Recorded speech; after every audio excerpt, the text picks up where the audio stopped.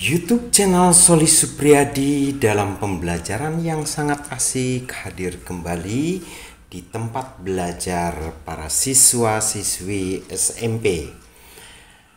Juga kami mengunjungi rekan-rekan para YouTuber dan para sahabat-sahabat yang sangat saya cintai yang setelah mendukung YouTube kami berdoa semoga sahabat-sahabat juga dalam kondisi sehat dan maju.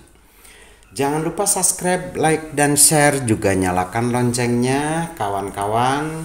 Saat ini tempat belajar ilmu pengetahuan alam kelas 8 bab 5 masih dalam pembahasan sistem pencernaan makanan bagian ke-14. Kami juga hadir di Instagram, Twitter, juga di Facebook Soli Supriyadi.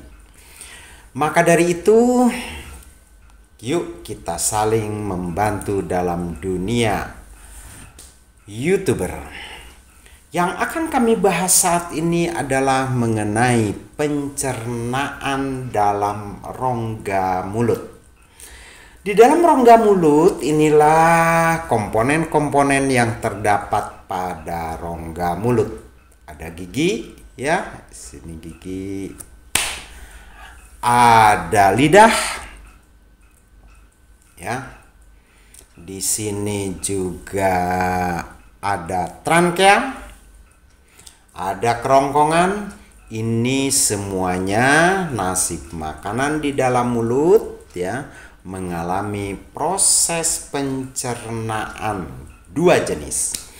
Satu, proses pencernaan secara mekanik, dan yang kedua, pencernaan secara kimia. Di dalam rongga mulut terdapat gigi. Nah, gigi ya, yang ada dua baris, bagian atas dan bagian bawah. Ada lidah, ini dia lidah.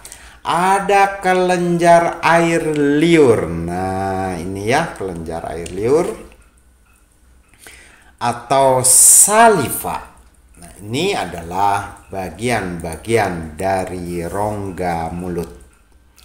Air liur mengandung mukosa atau sering juga disebut lendir, senyawa antibakteri dan enzim amilase. Nah, jadi kalau kita berludah, ya, nah air liur itu mengandung, ya, lendir. Jadi tahu kita lendir agak kelicin-licinan, ya.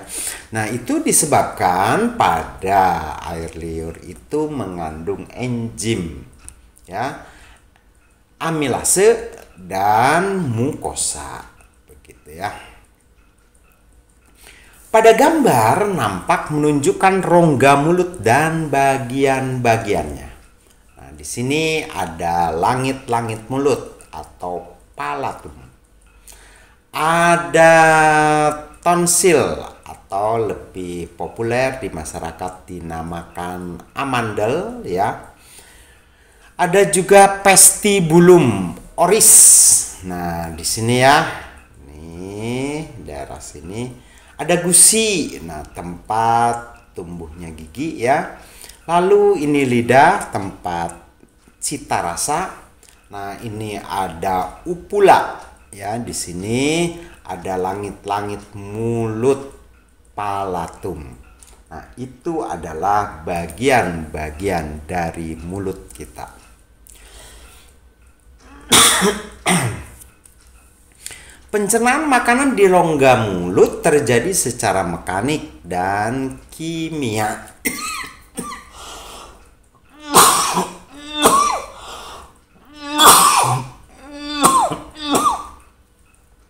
Secara mekanik, ya, jadi pada waktu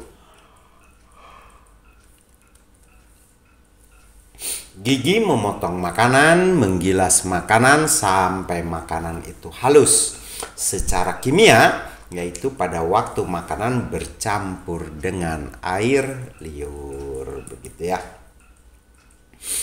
Coba pikirkan, bagian mulut apakah yang berperan dalam pencernaan secara mekanik? Tadi sudah saya jelaskan di atas ya. Coba bagian mana yang berperan secara mekanik? Apakah di mulut terjadi pencernaan kimiawi? Terjadi nggak? Ya, terjadi. Tadi sudah saya jelaskan sebelumnya ya. Jadi di mulut terjadi proses pencernaan secara kimia ya, yaitu pada waktu tercampurnya sari-sari makanan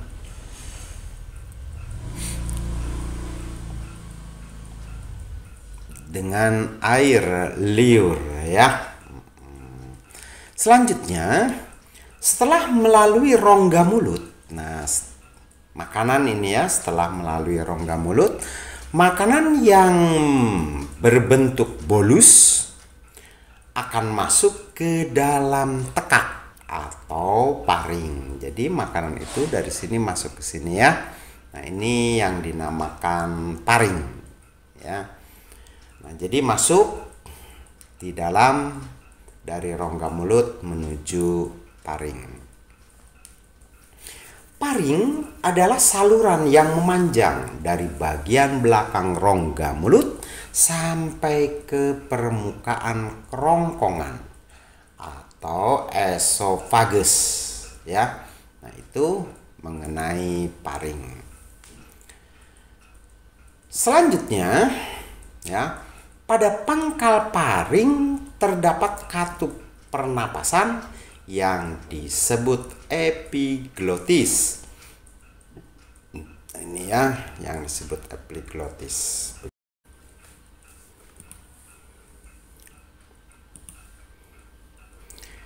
Epiglotis berfungsi untuk menutup ujung saluran pernapasan yaitu laring agar makanan tidak masuk ke dalam saluran pernapasan ya. Nah, itu peranan epiglotis di dalam atau pada waktu proses pencernaan makanan, dan pada waktu itu juga kita tetap dalam kondisi bernapas, sehingga ya, supaya pernapasan itu tidak terganggu, maka saluran pernapasan yaitu laring, makanan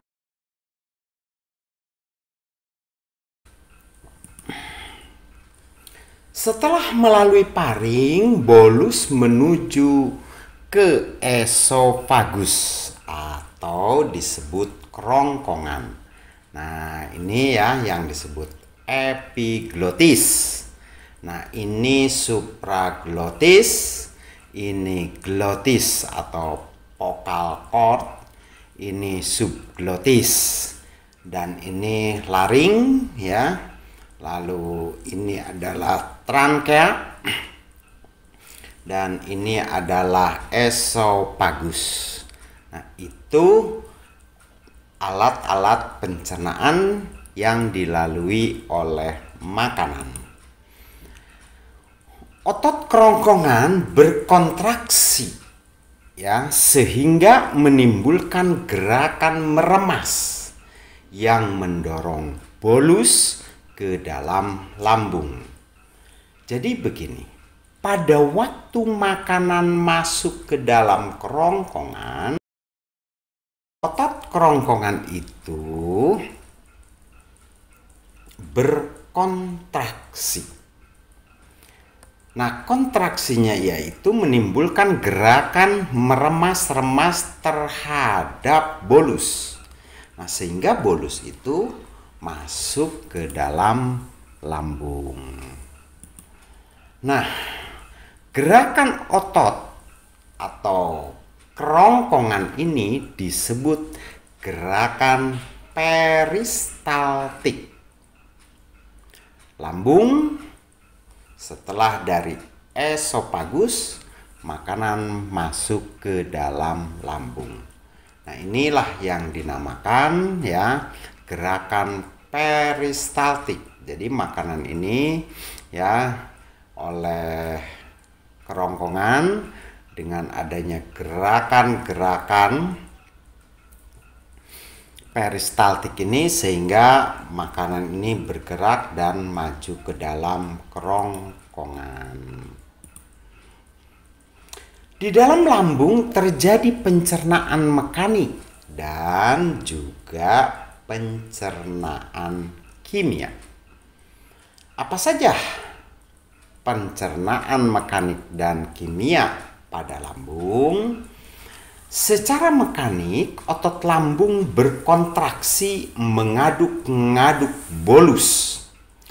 Secara kimia, bolus tercampur dengan getah lambung yang mengandung HCl, enzim, pepsin, dan renin.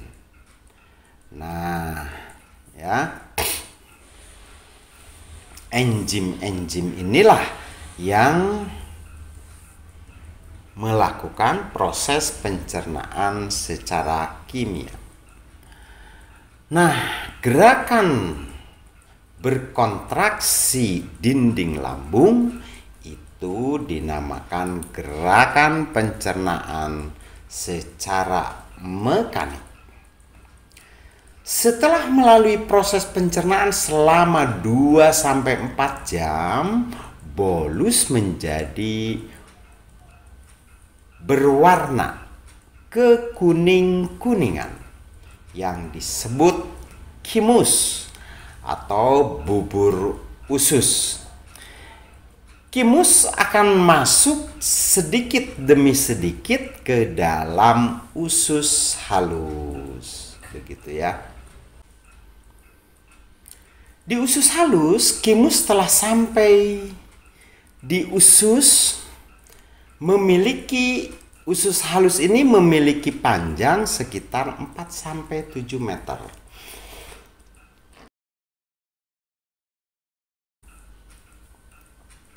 Bagaimana nasib makanan di dalam usus halus? Pada usus halus terdiri atas 3 bagian, yaitu usus 12 jari atau duodenum, usus tengah atau J,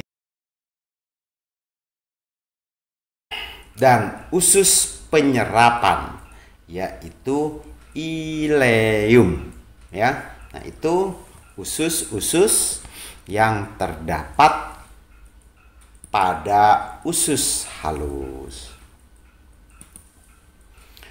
Pada duodenum terdapat saluran yang terhubung dengan kantung empedu dan pankreas, ya. Nah, ini yang disebut dengan pankreas, ya. Gitu.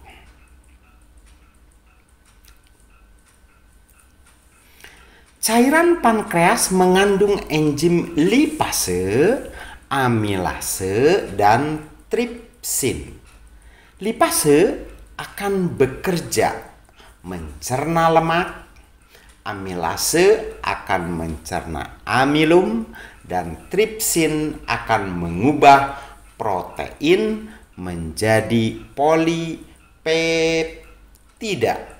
ya, sehingga makanan pada usus halus itu akan juga bercampur dengan cairan empedu, di mana bekerja mengemulsikan lemak pada kimus dengan cara mengubah lemak menjadi larut dengan air.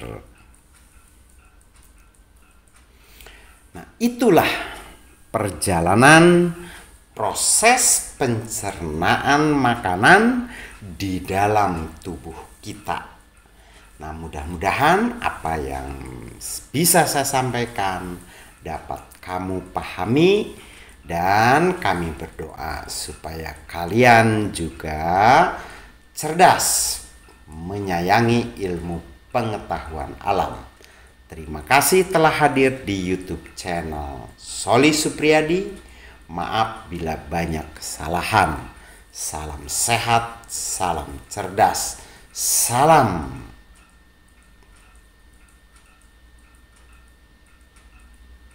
belajar untuk kita semua.